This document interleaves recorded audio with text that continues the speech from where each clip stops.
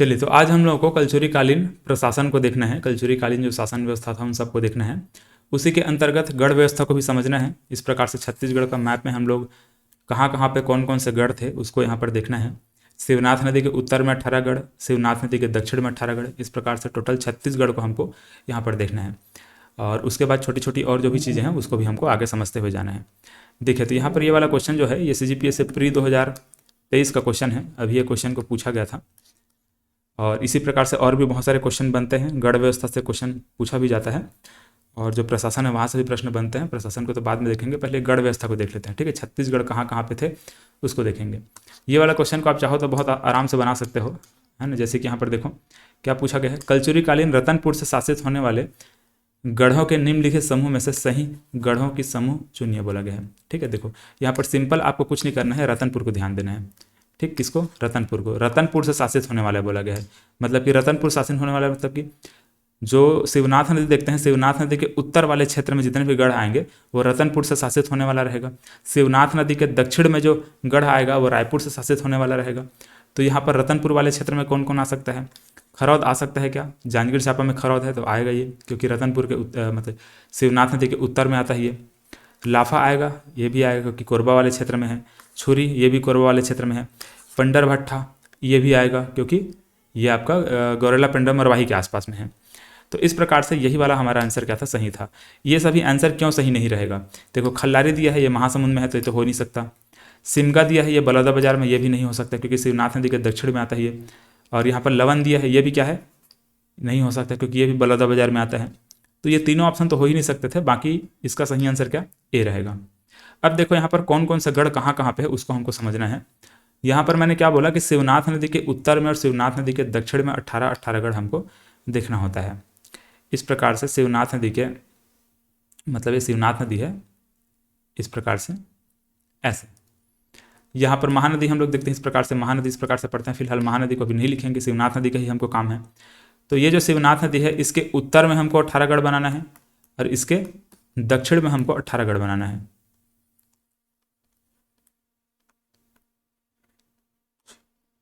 ठीक है, ये शिवनाथ नदी है तो इसके उत्तर में देखो 18 गढ़। अब इधर जो 18 गढ़ में ऊपर बनाने वाला हूँ, इधर जो भी बनाऊंगा वो रतनपुर वाले क्षेत्र में आएगा ना। रतनपुर से शासित होने वाला जो भी 18 गढ़ है उनको हम यहाँ पर लिखते जाएंगे। देखिए, तो यहाँ पर पहले तो मैं रतनपुर में ही बनाना शुरू करूँगा, है ना। रतनपुर में ही जो गढ़ थे उनको मैं यहाँ पर लिखना शुरू करता हूँ। तो सबसे पहले तो रतनपुर ही रहेगा, है ना। स्वयं रतनपुर ही क्या हो जाएगा? एक गढ़ के अंतर्गत आएगा, मतलब एक गढ़ कहलाएगा। ठीक है, तो ये बिलासपुर में यहाँ पर देखेंगे तो एक तो ये रतनपुर हो गया। दूसरा इसी के पास में एक विजयपुर नाम का जगह,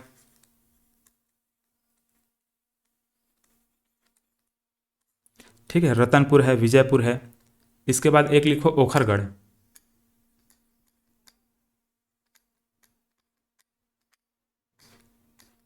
ठीक है, ऐसे ओखरगढ़।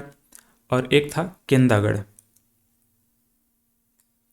इधर कहीं बना लो केंदागढ़।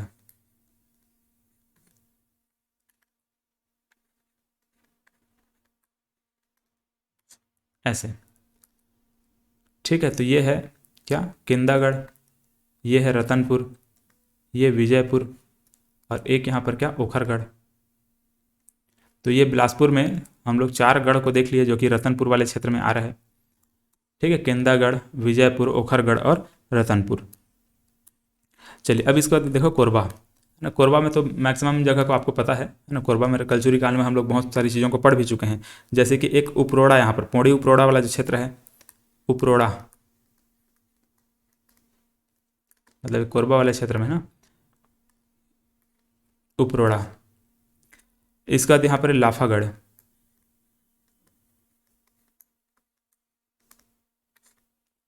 ठीक है। इसके बाद यहाँ पर कोसगई, छुरी कोसगई आप लोग पढ़े हैं।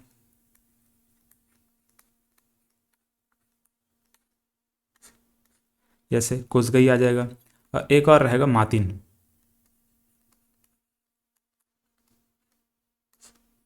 ऐसे मातिन।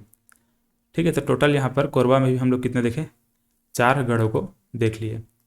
ठीक है, उपरोड़ा है, लाफागढ़ है, कोसगई है और ये मातिन है। ठीक है, तो यहाँ पर टोटल कितना, ये अच्छा देखो यहाँ पर जो कोसगई है इसको आप छुरी भी लिख सकते हो। ठीक है ना, क्योंकि क्वेश्चन में जिस देखोगे तो छुरी कोसगई ऐसे आपको देखने को मिलेगा, छुरी।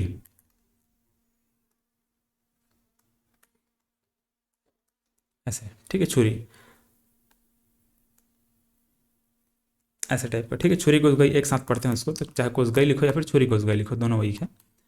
अब इसके बाद देखो जांजगीर चांपा में। ठीक है, जांजगीर चांपा में कौन कौन से देखते हैं, तो एक तो कोटगढ़ देखते हैं। कलचुरी वंश में हम लोग कोटगढ़ कोटगढ़ पढ़े भी हैं, अकलतरा वाला क्षेत्र है कोटगढ़।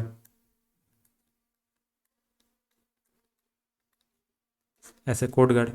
एक यहाँ पर चांपा वाला क्षेत्र रहेगा मदनपुर नाम से। ठीक है, मदनपुर।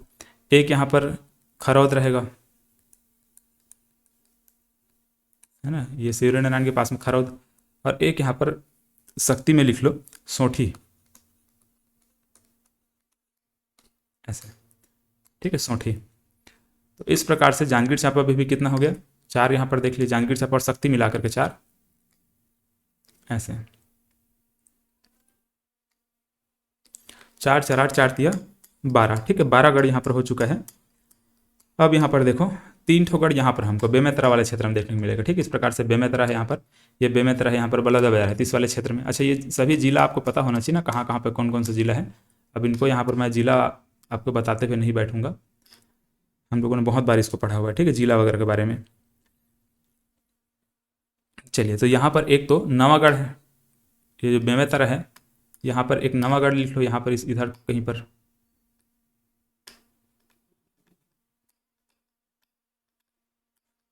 है ना, एक नवागढ़ है और एक है मारो। ऐसे इसको इधर लिखो, मारो।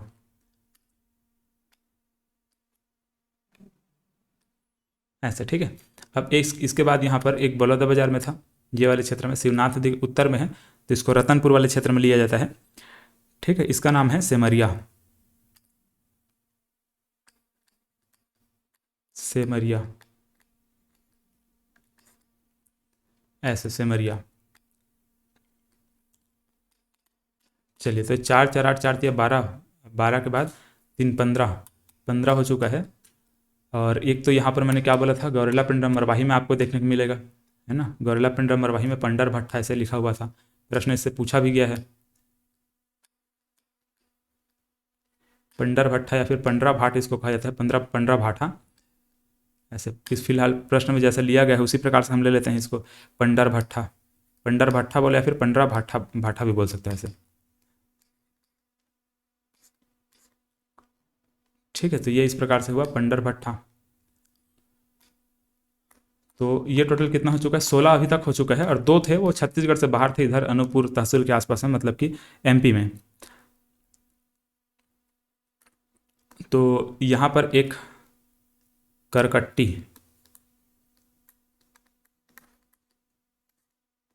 ठीक, इस प्रकार से क्या, करकट्टी। और एक और लिख लो यहाँ पर, कंडरी। कंडरी इस प्रकार से। ठीक है, तो ये इस प्रकार से क्या हो गया, गढ़ को हम लोगों ने, मतलब 36 जो गढ़ है उसमें से 18 गढ़ जो कि रतनपुर वाले क्षेत्र में थे उसको हम लोगों ने देख लिया। ठीक है, कहाँ से शासित होने वाले, रतनपुर से शासित होने वाला, है ना, रतनपुर से शासित होने वाला। ये गढ़ को हम लोगों ने समझा। एक बार देख लो 18 गढ़ हुआ है कि नहीं हुआ है, 1 2 3 4 5 6 7 8 9 10 11 12 13 14 15 16 17 18। ठीक है, टोटल 18 गढ़ यहाँ पर हो गया। अब यहाँ पर शिवनाथ नदी के दक्षिण में भी 18 गढ़ था। ठीक है, शिवनाथ नदी के दक्षिण में भी 18 गढ़। तो यहाँ पर ये जो बलौदाबाजार है यहाँ से हम शुरू करने जा रहे हैं। देखो ये बलौदाबाजार जिला है, तो बलौदाबाजार में एक तो लवन जानते हैं, सिमगा जानते हैं, है ये दो चीज़ हम लोग वहाँ पर था भी, यहाँ पर ध्यान से देखोगे तो ये देखो, एक सिमगा था, ये लवन है। तो एक तो इधर लिखो लवन, ठीक है, और इधर एक लिखो सिमगा। ऐसे लवन और सिमगा।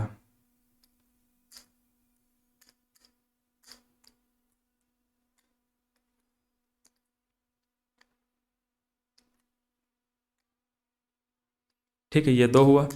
इसके बाद यहाँ पर देखो महासमुंद में, ठीक है, कौन सा जिला है, महासमुंद है।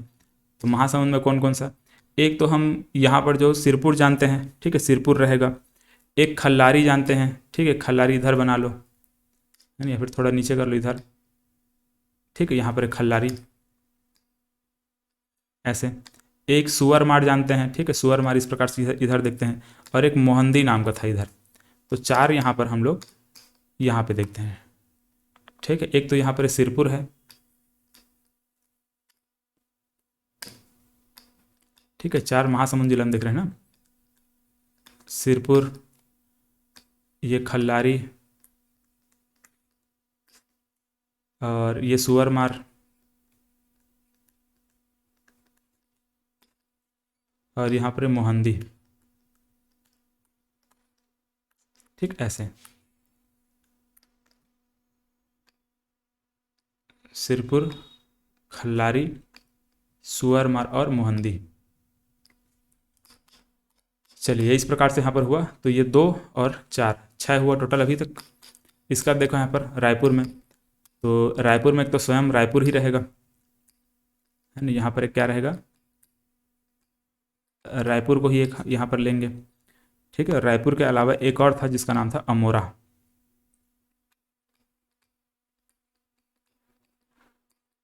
ठीक, ऐसे अमोरा।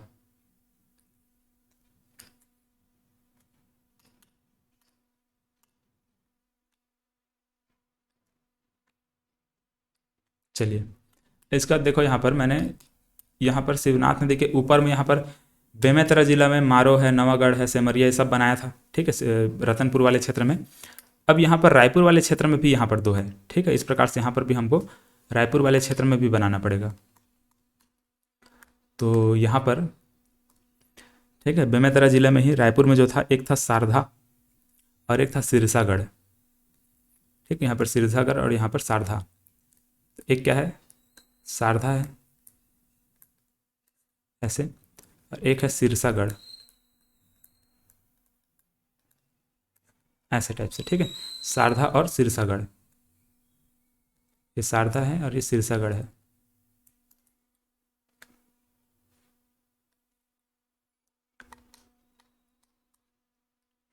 ठीक है, सारधा और सिरसागढ़। अब यहाँ पर दुर्ग में देखा जाए तो दुर्ग में 2, एक तो स्वयं दुर्ग रहेगा, स्वयं एक दुर्ग जिला रहेगा, और दूसरा यहाँ पर पाटन रहेगा,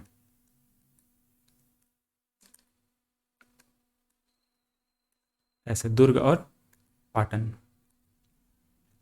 ठीक है, दुर्ग और पाटन। चलिए इसके बाद नीचे इधर आएंगे तो ये जो बालोद जिला है, बालोद में यहाँ पर एक हमको बनाना है जिसका नाम था अकलवाड़ा,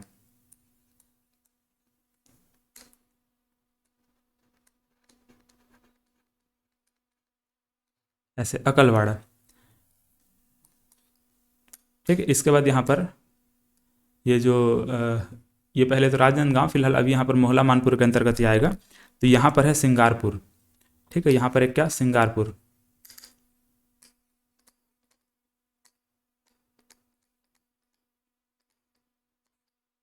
ऐसे सिंगारपुर। तो ये अकलवाड़ा और ये सिंगारपुर। चलिए अब यहाँ पर देखो क्या क्या बचा, धमतरी वाले क्षेत्र में बचा है इधर, है ना। धमतरी में यहाँ पर हम लोग क्या जानते हैं, धमतरी में एक, इसका नाम है टेंगनागढ़,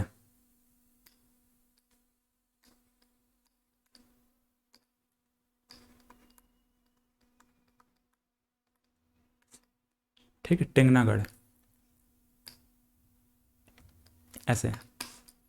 अब यहाँ पर 2, यहाँ पर हम लोग क्या देते हैं, एक तो यहाँ पर हम लोग राजिम जानते हैं, मतलब ये जो गरियाबंद है, गरियाबंद जिला है ये, इस प्रकार से गरियाबंद जिला में एक तो हम राजिम पहले से जानते हैं, और एक फिंगेश्वर इस वाले क्षेत्र में, ठीक है, राजिम और फिंगेश्वर। तो ये है राजिम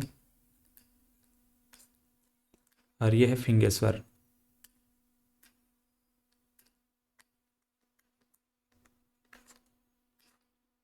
ऐसे राजिम और फिंगेश्वर।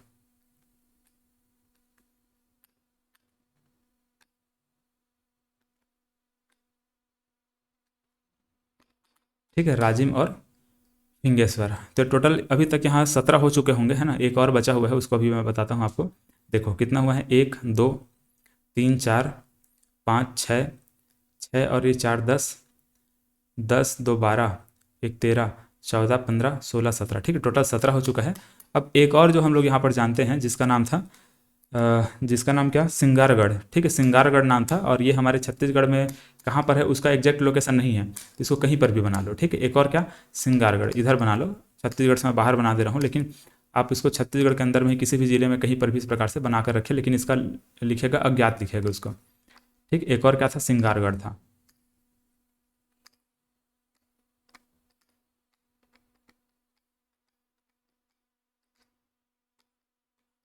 ये ऐसे सिंगारगढ़, ठीक है, इसको लिख लीजिए अज्ञात। ऐसे इसके बारे में कोई विशेष जानकारी नहीं है, मतलब ये कहाँ पर है, किस जिले में है, ये जानकारी नहीं है,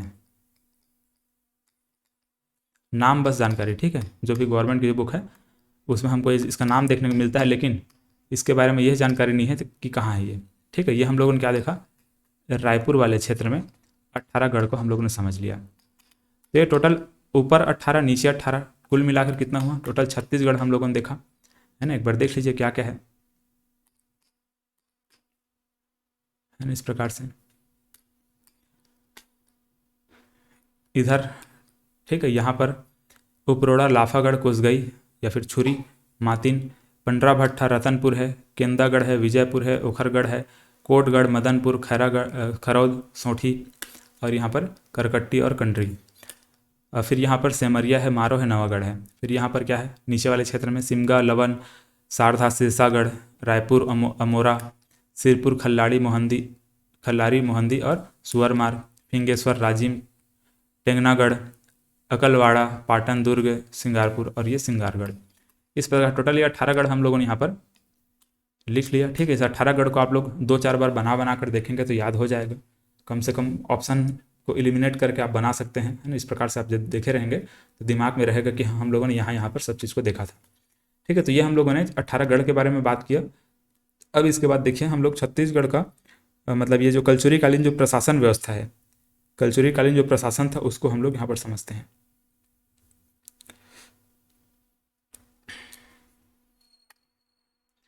देखिए, तो कलचुरी कालीन ये जो हम लोग 36 ठो गढ़ बनाए हैं, है ना, 36 जो गढ़ बनाए हैं, उस एक गढ़ को मैं यहाँ पर लिखने जा रहा हूँ। देखो, एक गढ़ मानकर चलो, इस प्रकार से मैंने बनाया ऐसे, कोई भी एक ठो गढ़ को मैंने यहाँ पर बनाया, ठीक है। क्या है, एक गढ़ है ये, छत्तीसगढ़ में से एक गढ़ को मैंने यहाँ पर ले लिया है। इस एक गढ़ के अंदर, इस एक गढ़ एक जो गढ़ है इसके अंदर अगर देखो मैं क्या क्या बनाने जा रहा हूँ, एक मैं बरहो बनाने जा रहा हूँ, ठीक है, बरहो ऐसे, ठीक है, बरहो मैं बना रहा हूँ, ठीक है। बरहो कैसा बनेगा, कुछ इस प्रकार से बरहो। अब ये बरहो मैं इसको क्यों बोल रहा हूँ, ठीक है, बरहो मैं इसलिए बोल रहा हूँ क्योंकि इसके अंदर 12 गांव थे, ठीक है। इसके अंदर क्या, 12 ठो गांव, ठीक है। जैसे कि 1 2 3 4 5 6 7 8 9 9 10 11 12, ठीक है, ये 12, इस प्रकार से 12 ठो मैंने गांव बनाया एक बरहो में, ठीक है। एक बरहो में क्या, 12 गांव। और इसी प्रकार से मैं क्या करूंगा, 7 बरहो बनाऊंगा, ठीक है। 7 ठो और मैं क्या करूंगा, बरहो बनाऊंगा, ठीक है। ये 2, ये 3, ये 4, ये 5, ये 6, ये 7, ठीक है।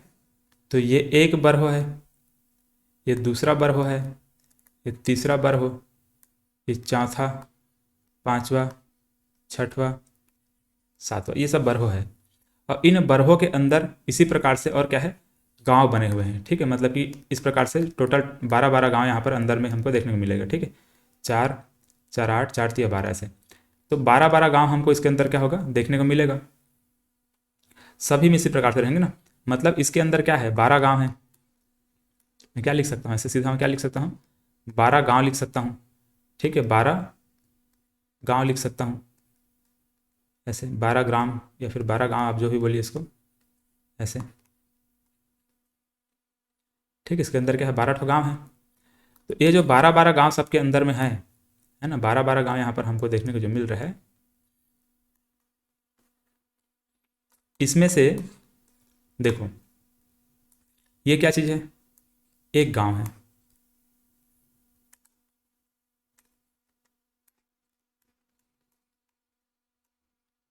मतलब मैं अभी आपको ये समझाना चाहता हूँ कि इस प्रकार से 12 गांव मिलकर के एक बरहो बनाता था। ठीक है, 12 गांव मिलकर के क्या बनता था, बरहो बनता था। और 7 बरहो मिलकर के, ठीक है, 7 बरहो मिलकर एक गढ़ बनाता था। इसी प्रकार से होता था। ठीक है, तो देखो यहाँ पर जो 12 ठो मैंने क्या बनाया हुआ है, गांव बनाया हुआ है। और जैसे कि यहाँ पर एक गांव है, ठीक है, तो इस एक गांव का जो मुखिया होता था, गांव का जो मुखिया होता था उसको गौटिया बोलते थे। ठीक है, गांव का जो मुखिया होता था उसको क्या बोलते थे, गौटिया बोलते थे। आप इसको जानते भी होंगे। तो जो गांव का मुखिया होता है उसको क्या बोलते थे, गौटिया बोलते थे। अब उसके बाद ये जो बरहो है, ठीक है, ये जो बरहो है, बरहो का जो मुखिया होता था, ठीक है, बरहो का जो मुखिया होता था उसको दाऊ बोलते थे। ठीक है, क्या, दाऊ।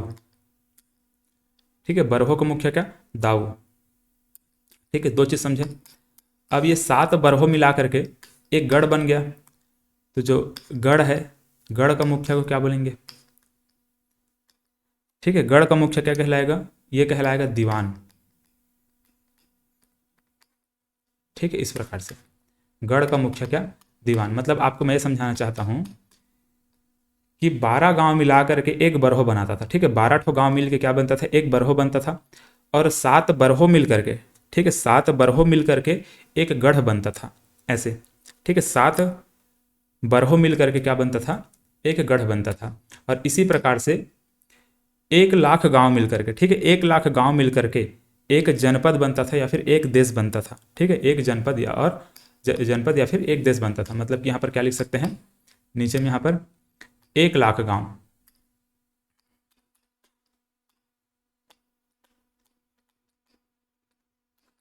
1 लाख गांव मिल करके क्या बनता था, जनपद बनता था, जनपद या फिर एक देश बनाता था, ऐसे। ठीक है, तो ऐसा होता था ये। चलो, तो ये पॉइंट को भी आप लोग दिमाग में रखेंगे और बाकी ऊपर में जो मैं अभी समझाया हूँ इसको भी आप लोग दिमाग में रखेंगे। ठीक है, ऐसा कुछ है। तो ये हमारा क्या है, कलचुरी कालीन जो प्रशासन था वो होता था ऐसे। ठीक है, क्या होता था कलचुरी कालीन प्रशासन में कि 1 लाख गांव को अगर बोल दोगे तो क्या बन जाएगा, पूरा देश कहलाता था, पूरा जनपद कहलाता था।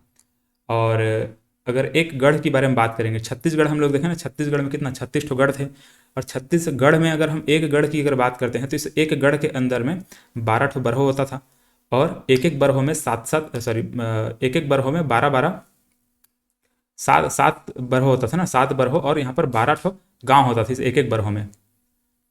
मतलब कि देखो यहाँ पर 7 क्या होता था, बरहो, गुणित यहाँ पर 12 गांव, ऐसे 12 ठो गांव होता था। तो 12 सत्ते 84। मतलब कि टोटल एक गढ़ में अगर हम बात करेंगे कितना गांव होता था, तो एक गढ़ में हम क्या बोलेंगे, 84 गांव होता था, ऐसे हम बोल सकते हैं ना, 12 सत्ते 84 गांव। ठीक है, तो इस प्रकार से इसको हमको समझना होता है।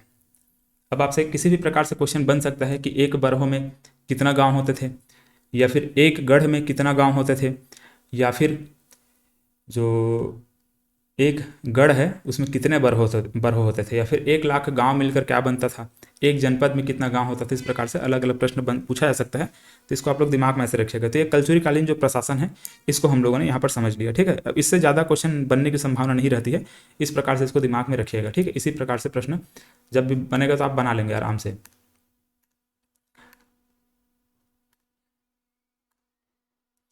चलिए, तो ये हम लोगों ने कलचुरी कालीन प्रशासन को समझा। अब इसके बाद कलचुरी कालीन एक दो पॉइंट और है जिसको हम लोग समझ लेते हैं। जैसे यहाँ पर कलचुरी कालीन जो माप है, भूमि की माप है, या फिर जो नाप तौल होता था, सिक्के वगैरह होते थे, उनके बारे में बात कर लेते हैं। तो यहाँ से हमको सिक्के से संबंधित कुछ कुछ क्वेश्चन बनते हैं, है ना। सिक्के से क्वेश्चन यहाँ पर बनते हैं। और ये जो सिक्के हैं वो वाला सिक्का नहीं, मतलब जैसे कि इसमें आपको देखो समझाता हूँ। जैसे कि अभी हमसे जैसे कि कौड़ी वगैरह आप लोग सुने होंगे, है ना, 4 कौड़ी। उसके बाद कोरी भी आप लोग सुने होंगे, है ना। जैसे एक कोरी बराबर क्या होता है, मतलब एक कोरी हम किसको बोलते हैं, अगर 20 अगर कहीं पर रहता है, कोई अगर 20 संख्या कुछ है तो उसको हम एक कोरी बोल देते हैं। तो वैसे टाइप से प्रश्न बनते हैं, लेकिन यहाँ पर सिक्के से ज़्यादा क्वेश्चन नहीं बने हैं, ठीक है। तो सिक्के से मैं ज़्यादा कुछ नहीं बताने वाला आप लोगों को। सिक्के से चाहें तो 1-2 पॉइंट लिख सकते हैं, जैसे कि 16 दोगानी मतलब होता था 1 रुपया,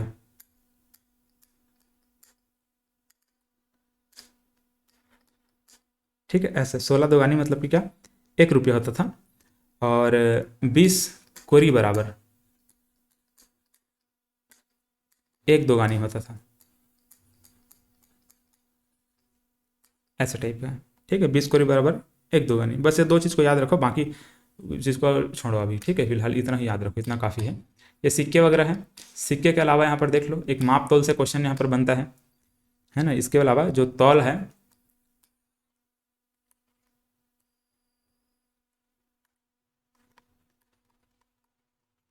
ना, जो माप तौल होता था उससे एक क्वेश्चन पूछा गया है। जैसे कि यहाँ पर 8 पंसेरी से पूछा गया क्वेश्चन, ठीक है।